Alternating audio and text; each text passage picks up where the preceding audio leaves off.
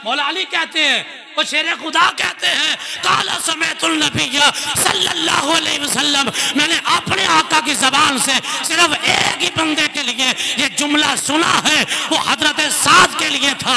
वो साद क्या काम करते थे, मेरे आका ने मैदान उहद के अंदर हजरत साद को मेरे आका तीर पकड़ा रहे थे। हजरत साद उन दुश्मनाने रसूल से, दुश्मनाने इस्लाम से हजरत साद ऐसे तीर चला रहे थे।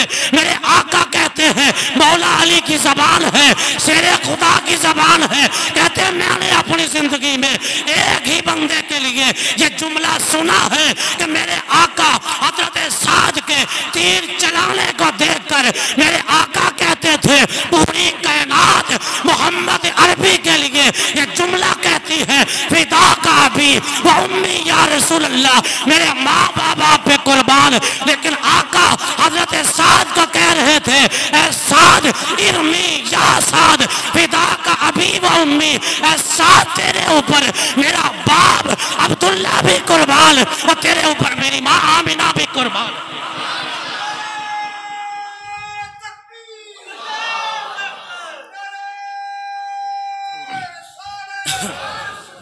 ये तस्बीहें पढ़े तो मेरे आका ने आखे, एक तो हज्जती नमाज की वजह तो मेरे आका ने आखे, एक जनाब लंबे नफल पढ़ते सन या कुरान के बहुते बड़े कारी सन। नहीं, इज्जत मुस्तफा पे पहरा देते हुए जब हजरत साद ने 1000 तीर चलाया, मेरे आका ने कहा अब दुनिया तुझे भी तो याद करेगी। साद वो है जिसके लिए मोहम्मद की जबान से ये जुमले निकले हैं, पूरी कायनात नबी नबी करती है, मेरे ऊपर अपना माँ बाप कुर्बान करती है, लेकिन साद मैंने अपना माँ बाप तेरे ऊपर कुर्बान कर दिया। ये किस वक्त लक़ब मिला? हजूर की इज्जत पे पहरा देने से, हजूर की इज्जत पे पहरा देने से। आज हम जनाब कुछ करते भी नहीं है। इंडिया के अंदर जो बदबख्त उस औरता कुतिया ने जो हुजूर के मुताल्लिक जो जबान दराजी की है, चाहिए तो ये था ना, ये एटम बम कदली रखे है, सीधी बात करते। इस गुस्ताखा को वाजिबुल कत्ल है, क्योंकि ये हमारी जात का मसला नहीं, ये हमारे ईमान का मसला है। इसे वासले जहन्नम करो, अगर नहीं कर सकते फिर गौरी भी तुम्हारे लिए है, फिर हतफ भी तुम्हारे लिए है। और पाकिस्तान की ये पाक फौज किसी मुल्क के लिए नहीं है, ये मुस्तफा की इज्जत की पहरेदार है। हम 1 घंटे के बाद इंडिया में दाखिल होते हैं, कश्मीर भी लेंगे और लाल किले के ऊपर मुस्तफा की इज्जत का झंडा भी लहरा देंगे। ये किस वक्त होना था? जब गैरतमंद ऊपर बैठा होता है, जब गैरतमंद होता ना कोई, हजूर का दीवाना मतवाला होता, इस्लाम को टच ना देता। वो 74 साल से इस्लाम को टच ही तो दिया जा रहा है, इस्लाम का नाम ही तो इस्तेमाल किया जा रहा है। इस्लाम की असल रूह ये है कि बंदा कहे नमाज अच्छी, ज़कात अच्छी, रोज़ा भी अच्छा, हज भी अच्छा, लेकिन बावजूद इन सब के मैं मुसलमान हो नहीं सकता ना जब तक कट मरूं ख्वाजाए बतहा की इज्जत पर खुदा शाहिद है कि कामिल मेरा ईमान हो नहीं सकता। इसलिए ये बात ज़हन के अंदर रखे, हमने इंडिया के सिर्फ ये उसकी सफारती ताल्लुकात ना तोड़े। मैं तो कहता हूँ इंडिया की सकाफत भी तो छोड़े ना।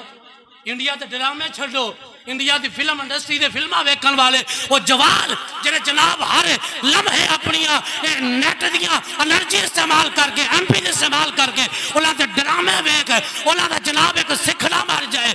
और सिद्धू वास्ते दुआए फातिहा पढ़ते रहे। तेनों पता नहीं अल्लाह का कुरान कहता है काफिर के लिए दुआ नहीं है, दुआ है फकत उसके लिए जिसने मोहम्मद अरबी का कलमा पढ़ा है।